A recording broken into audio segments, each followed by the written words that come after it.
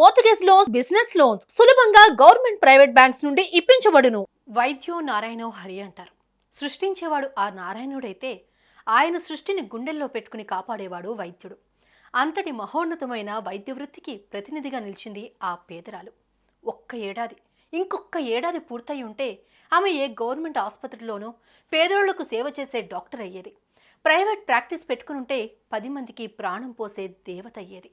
అలాంటి బంగారు తల్లి చనిపోయింది. ఆ మరణం ఓ మహాదారుణం. ఏ ఆడబిడ్డకి రాకూడని దారుణ మరణం. ఈ దుర్మార్గపు దుస్సాసన దుర్వినీతి లోకంలో జరిగిన ఓ మారణ హోమం. మరి ఈ అరాచకాన్ని సృష్టించిన వారికి శిక్ష పడుతుందా? ఆ బంగారు తల్లి ఆత్మ అది చూసి శాంతించే అవకాశం ఉందా? ఇదే ఇప్పుడు ఓ సమాధానం లేని ప్రశ్న. అసలు ఇంతకీ ఎవరి మరో నిర్భయ తెలుసుకుందాం.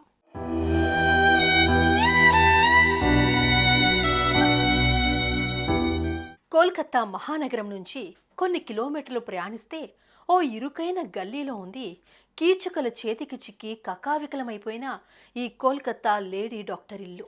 ఆమె తండ్రి ఓ టైలర్. ఆ కొద్దిపాటి సంపాదనతోనే వారి కుటుంబం గడిచేది.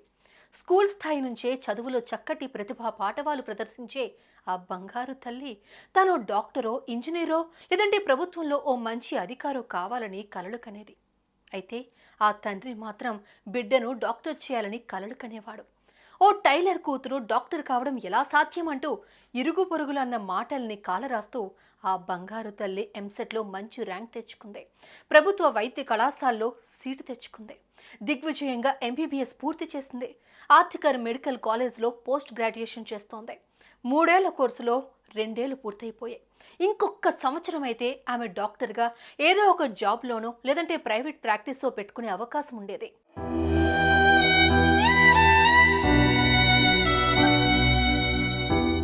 మెడికల్ కాలేజీలో విధులు నిర్వహిస్తూ తనకొచ్చే స్టైఫండ్తోనే ఆమె ప్రస్తుతం తన కుటుంబాన్ని నడుపుకుంటోంది. అనారోగ్యంతో బాధపడే తన తండ్రిని జాగ్రత్తగా చూసుకుంటోంది. బిడ్డకు 31 ఏళ్ళు వచ్చాయి. జీవితంలో స్థిరపడబోతోంది.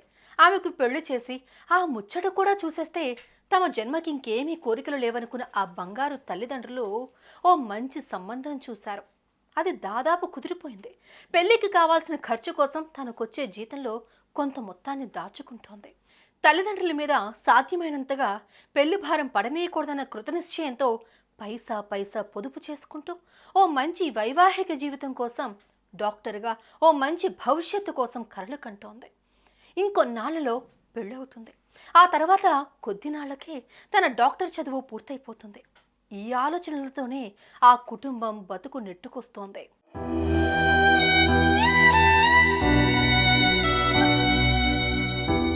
అంతా అనుకున్నట్టుగానే జరుగుతోంది అనుకుంటున్న సమయంలో ఆమె జీవితం ముక్కలైపోయింది.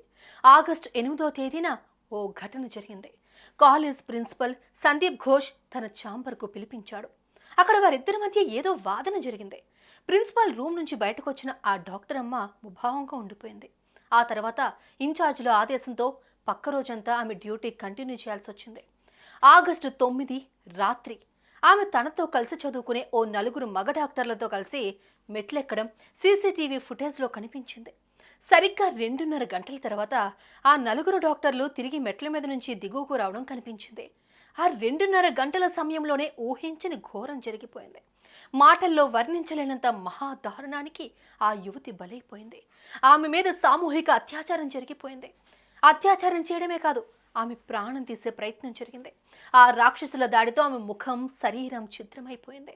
మెదడులో రక్తం గడ్డకట్టుకుపోయింది. తెల్లవారి డ్యూటీకి వచ్చిన సిబ్బందికి సెమినార్ హాల్లో ఆ బంగారు తల్లి అర్ధనగ్నంగా రక్తపు మడుగులో పడి కనిపించింది.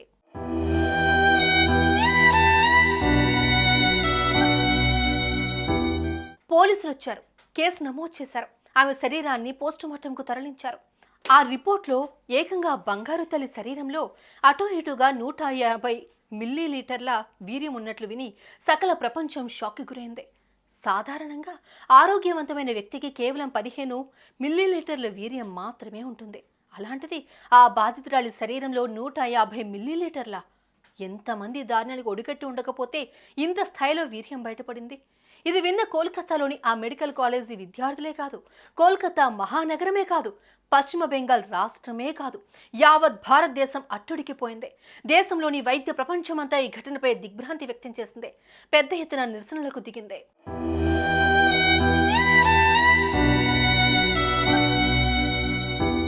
ఈ ఘటన జరిగిన వెంటనే కాలేజ్ ప్రిన్సిపల్ సందీప్ ఘోష్ ఆమెది ఆత్మహత్యలా ఉందంటూ మీడియాకు ఓ స్టేట్మెంట్ ఇచ్చేశాడు. ఆ స్టేట్మెంట్ తీవ్ర విమర్శలు పాడవడంతో ప్రిన్సిపాల్ సందీప్ ఘోష్ను ప్రభుత్వం వెంటనే వేరే కాలేజీకి బదిలీ చేసింది. ఇదంతా ఒక ఎత్తైతే ఈ ఘటనకు సంబంధించి సంజయ్ రాయ్ అనే ఓ యువకుడిని పోలీసులు అరెస్ట్ చేశారు. ఈ సంజయ్ రాయ్ అక్కడ పనిచేసే ఓ సివిల్ సర్వెంట్. వాడు పెద్ద కామాంధుడు. అతని నేపథ్యం ఎంతో దుర్మార్గం. బాధ భరించలేక ఇప్పటికే 3 భార్యలు అతనికి విడాకులు ఇచ్చారు. 4వ భార్య ఆత్మహత్య చేసుకుంది. ఘటన జరిగిన రోజున ఈ సంజయ్ రాయ్ సాయంత్రం ఓ వ్యభిచార గృహంలో గడిపి ఆ తర్వాత మందు కొట్టి కాలేజీలోకి అడుగుపెట్టాడు. ఈ లేడీ డాక్టర్పై సామూహిక అత్యాచారం జరిగిన కొద్దిసేపటి తర్వాత అతను క్యాంపస్లోకి ప్రవేశించాడు. అతను మిద్దె మెట్లెక్కడం సీసీటీవీలో రికార్డైంది. తెలుస్తున్న సమాచారం ప్రకారం ఇతను అత్యాచారం జరిగిన ప్రదేశంలోకి వెళ్ళాడు. అక్కడ కొన ప్రాణంతో కొట్టుమిట్టాడుతూ రక్తపు మడుగులో పడి ఉన్న ఆ లేడీ డాక్టర్ను చూశాడు. జరిగిందేమిటో అతనికి అర్థమైపోయింది. కొన ప్రాణంతో కొట్టుమిట్టాడుతున్న ఆమెను కాపాడటం మానేసి ఆ దుర్మార్గుడు ఆమె మీదకు రాక్షసుడిలా దూకాడు. కోరిక తీర్చుకుని తాపిగా అక్కడి నుంచి బయటకు వచ్చేశాడు. కొంత సమయం తర్వాత అతను కిందికి దిగి రావడం సీసీ కెమెరాలో కనిపించింది. ఈ సీసీ ఫుటేజ్ మొత్తం ఇప్పుడు పోలీసుల స్వాధీనంలో ఉంది.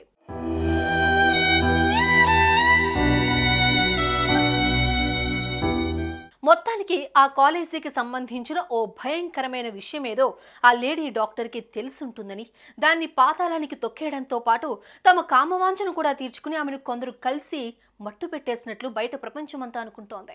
దేశవ్యాప్తంగా సంచలనం రేకెత్తించిన ఈ కేసు విచారణకు ప్రభుత్వం సిట్ ఎంక్వైరీకి ఆదేశించింది. మరోవైపు ఈ కేసును సుప్రీంకోర్టు సుమోటోగా స్వీకరించింది.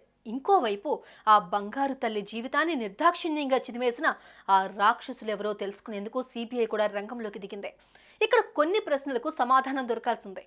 అంత ఘోర హత్యాచారానికి గురైన ఆమె ఆత్మహత్య చేసుకుందని ప్రిన్సిపల్ సంజయ్ ఘోష్ హడావిడిగా ప్రకటించడం వెనుక కారణం ఏమిటి? ఈ దారుణ మారణకాండలో పాల్గొన్న మిగతా వారెవరు? వారెక్కడున్నారు? ఘటన జరిగిన కొద్ది గంటలోనే రెనోవేషన్ పేరుతో ఘటనా స్థలంలో సమీపంలోని గోడలు పగలగొట్టేయడం వెనుకున్న కుట్ర ఏమిటి? ఈ ప్రశ్నలకు సమాధానాలను రాబట్టే దిశగా సిబిఐ అడుగులేస్తోంది.